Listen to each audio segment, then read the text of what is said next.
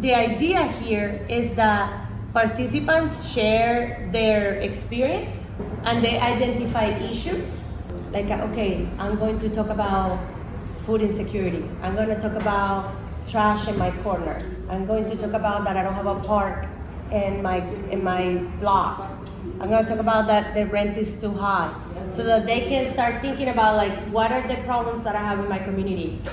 And the organizing kind of element to this is to learn how to do one-on-ones. We want people to walk away to start feeling comfortable that this is so powerful. Whether it's a flip phone, whether it's an iPhone, whether it's a Samsung phone, whether it's a Motorola phone, whatever it is, so that when they find themselves in these situations, they need to start hitting the recording button. So like, again, if I give you the example about, oh, why there's so much trash in my corner, or why we just got awarded this grant to pay for rent. How do you feel about doing that? So that they can start getting comfortable, because it's gonna take kind of like the bicycle, and we talk about that. The bicycle is like, you get in the bicycle and you have to practice. You know, you just don't get in the bicycle. You're like, I'm going in a marathon. Like you like practice.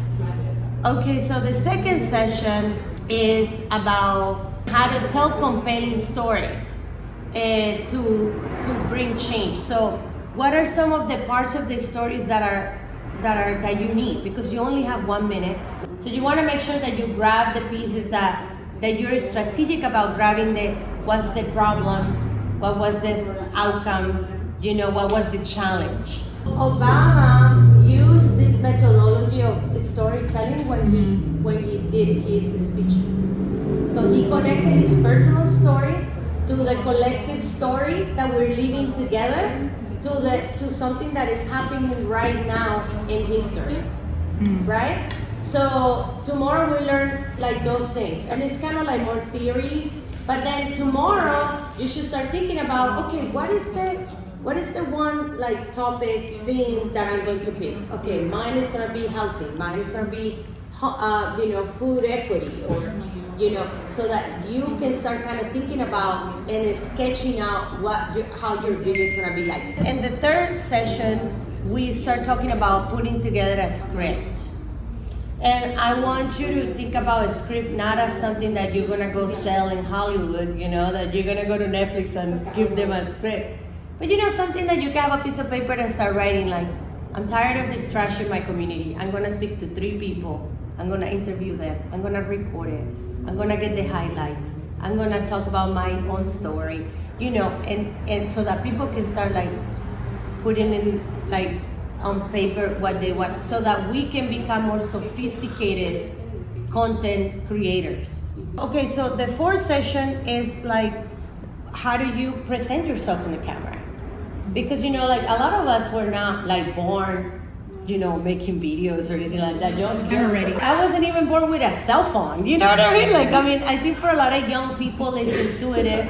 But like, if I'm gonna make a video here, which way do I face?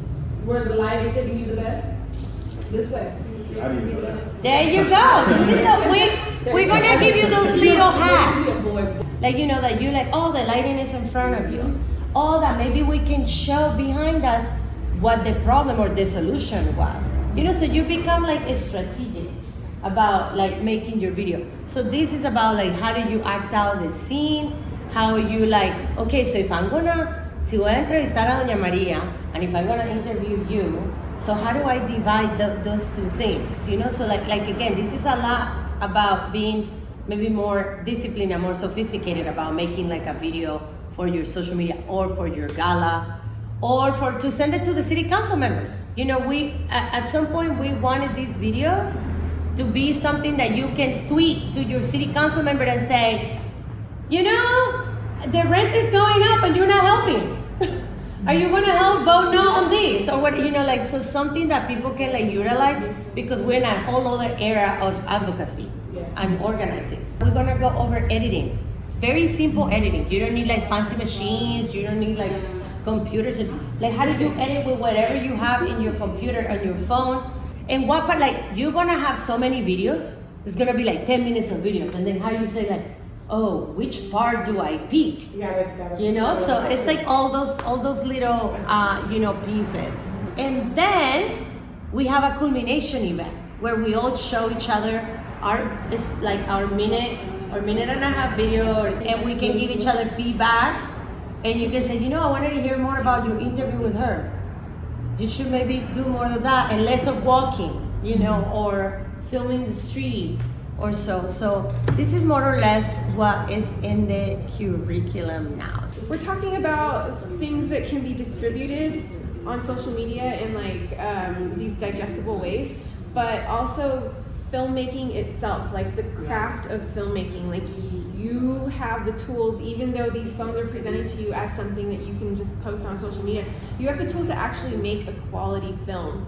Maybe you're developing a TV show. Maybe you're developing a YouTube series. Issa Rae started out on YouTube. Yes, she did. And she moved on to HBO and she did. She did. Awkward Black Girl. Yes, I'll never forget because I've seen the first episode of Screenwriters. She's amazing. We are showing you how to show others how to create a video that is telling a story about something that is happening in their community. Yep. And the idea just with this brief series of workshops is just that you kind of get introduced to the skills and you learn how to practice them, but not necessarily that you master everything right away and that you're making perfect things. Because these things take time to learn and it's practice. So it's just kind of the idea that you kind of get a gist of it. You're able to help each other, work together, learn from each other about it, and kind of carry on with it as you go.